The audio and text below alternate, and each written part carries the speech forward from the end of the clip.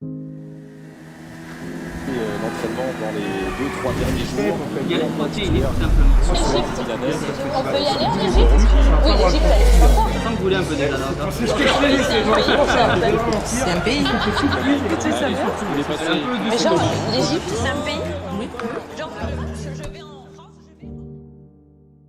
Société de consommation, règne de l'argent, insécurité, avortement, immigration massive, règne des lobbies parasitaires, corruption et incompétence des élites, manipulation des masses, chômage, délocalisation, mondialisme, américanisation, islamisme, individualisme, déracinement, bureaucratie et fiscalité envahissante, etc., etc.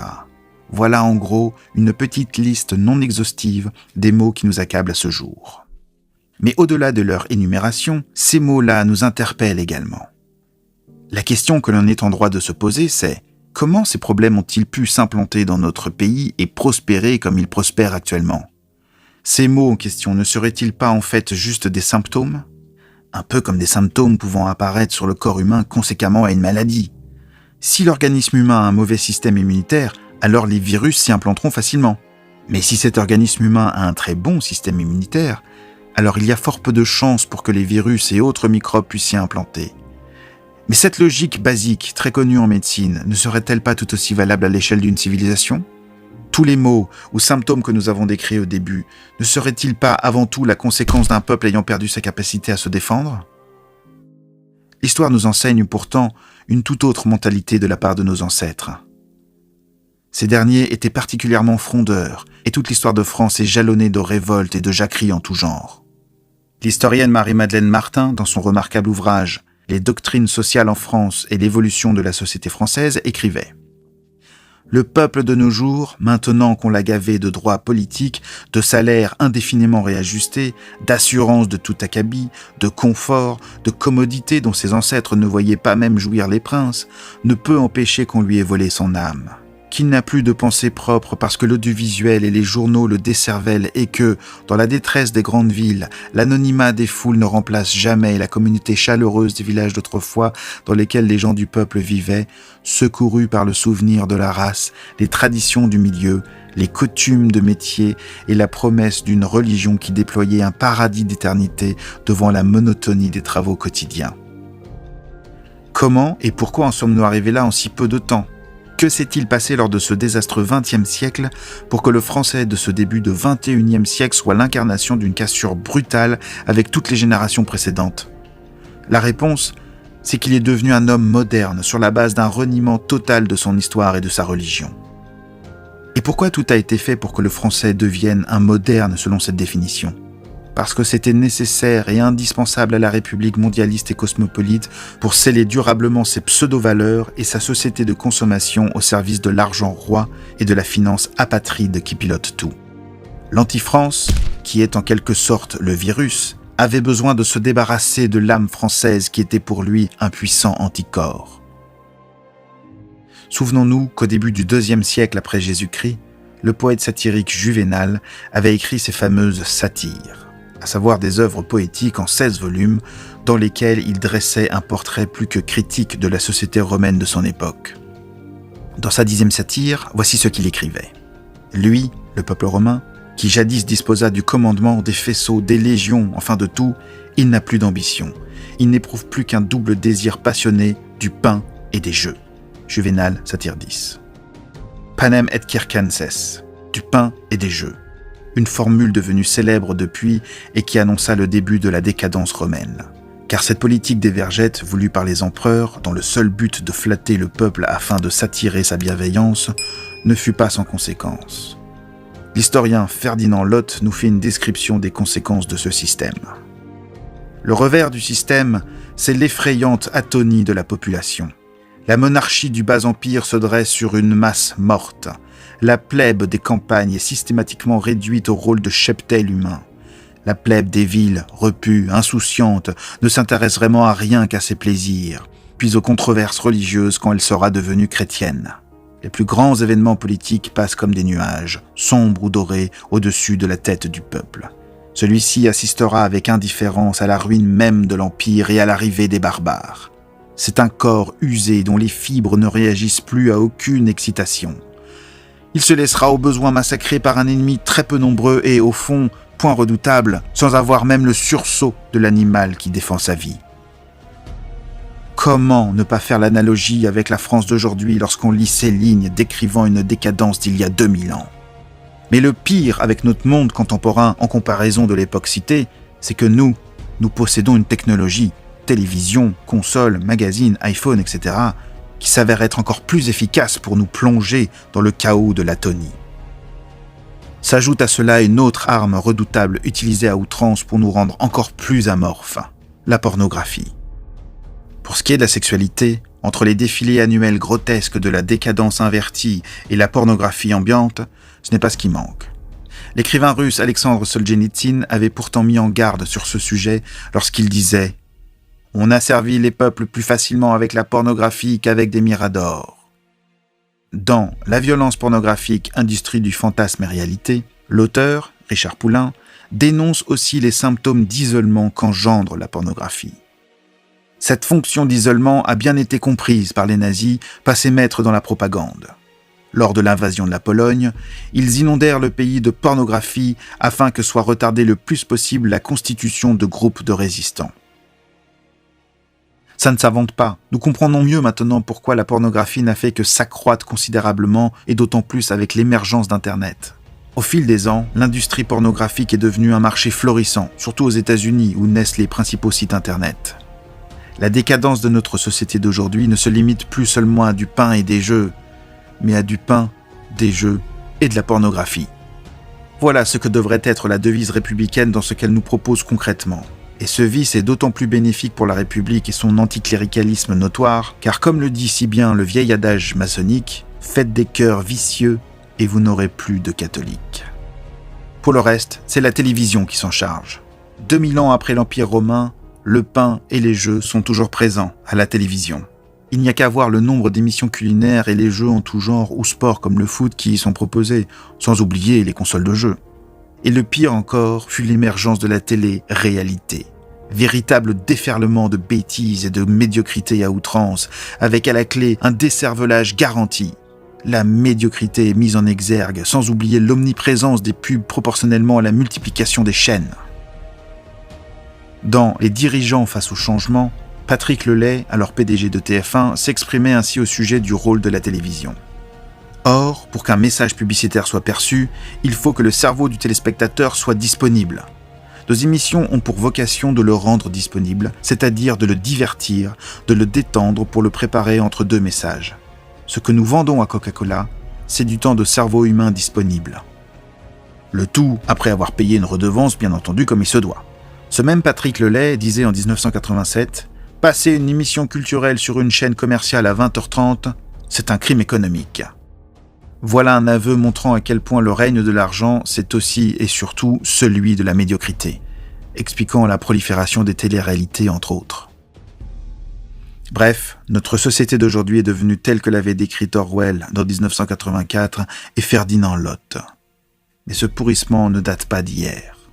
Déjà en 1913, l'écrivain-poète Charles Péguy, dans son œuvre « L'argent », dénonçait un certain embourgeoisement du peuple français. Car on ne saurait trop le redire, tout le mal est venu de la bourgeoisie. Toute l'aberration, tout le crime, c'est la bourgeoisie capitaliste qui a infecté le peuple. Et c'est ce peuple déjà infecté par cette bourgeoisie capitaliste qui dut affronter les désastres de la Première Guerre mondiale. Il est vrai aussi que cette dernière a largement contribué à la déchéance de notre peuple. Il y eut en 4 années 1,5 million de bons Français, jeunes et vigoureux, qui ne revinrent jamais de l'enfer des tranchées. Sans oublier ceux qui revinrent complètement détruits psychologiquement et mutilés physiquement. Car il ne faut pas oublier que c'est la force vive du pays qui a été envoyée dans les tranchées. C'est donc avec les lâches, les planqués et autres cas sociaux réformés de l'armée que ce pays a dû se reconstruire. Rien de bien attrayant pour forger des générations futures d'hommes virils. Même si nous admettons que tous ceux qui ne sont pas allés se battre au front n'étaient pas tous comme nous venons de le décrire. 20 ans plus tard, le général André Lafargue faisait le triste constat du manque d'hommes capables face aux événements de 1940 et surtout dans le milieu politique. Il écrivait dans le Fantassin de Gascogne « Et à qui donc la France avait-elle tendu les bras pour conjurer ses fautes ? À deux vieillards, l'un de 73 ans, le général Weygand, pour commander nos armées battues, l'autre de 85 ans, le maréchal Pétain, pour saisir le gouvernail dans la tempête. Alors il ne restait plus d'hommes en France, rien que des eunuques, puisqu'on devait faire appel à deux vieillards. Or ces vieillards, le péril passé, on les jetait dans les geôles. Sans oublier qu'entre-temps, il y eut les congés payés de 1936, plongeant les Français dans un esprit vacancier, alors qu'outre-Rhin, Hitler exaltait l'esprit guerrier à la jeunesse allemande, dans les préparatifs d'une revanche certaine. La suite, nous la connaissons. Et le coup de grâce sera ensuite mai 68, avec son lot d'hédonisme, d'individualisme et la société de consommation. Comment s'étonner après tout cela de ce que nous sommes devenus en ce début de XXIe siècle ? Nos adversaires ne sont forts que de nos faiblesses. Et d'où viennent-elles ces faiblesses en question ? Le sociologue Frédéric Leplay nous apporte un début de réponse. La cause de notre impuissance est en nous-mêmes. Elle dérive des faux dogmes de 1789. Ces faux dogmes ont mis la nation française en dehors des vérités traditionnelles qui conservent la paix et la stabilité chez les races prospères de notre temps. Et c'est l'adhésion et la maîtrise de ces vérités traditionnelles qui feront de nous de véritables anticorps efficaces contre toute menace à l'encontre de notre civilisation. Pour tuer l'âme d'un peuple, et ce peuple lui-même, écrivait Paul Coppin-Albancelli, il n'y a qu'à empêcher toute communication entre les générations mortes et celle qui vit. C'est-à-dire à effacer de son souvenir ses traditions, à lui en donner le mépris et la haine. De même que, pour tuer un arbre, il n'y a qu'à couper les racines qui lui transmettent la sève. Toute l'œuvre de l'éducation nationale se trouve dans cette citation de Coppin-Albancelli. Si on analyse le comportement du peuple français dans son histoire, on constate qu'il eut toujours une tendance à être quelque peu moutonnier. Mais du mouton, il pouvait devenir facilement un loup, à en juger les centaines de jacqueries et autres révoltes populaires qui jalonnent notre histoire. Cette capacité à la révolte était une sorte de garde-fou limitant les excès des hommes de pouvoir. Mais il est vrai que cela nécessitait un certain sens du sacrifice de la part des révoltés, car il fallait accepter en contrepartie le risque d'être au moins blessé, au plus d'être tué face aux représailles. C'est ce qu'a subi le monde ouvrier face à la République antisociale. À ce jour, malheureusement, nos hommes politiques n'ont plus rien à craindre du peuple français. Ce dernier a cessé d'endosser son rôle de garde-fou. Pour les raisons que nous avons évoquées, les Français s'accommodent largement du rôle de mouton permanent, laissant ainsi le champ libre aux politiciens véreux et expliquant tous les maux que nous subissons de leur part. Le confort excessif issu des Trente Glorieuses et de la société de consommation a désarmé les Français de leur sens du sacrifice, condition indispensable pour la révolte efficace.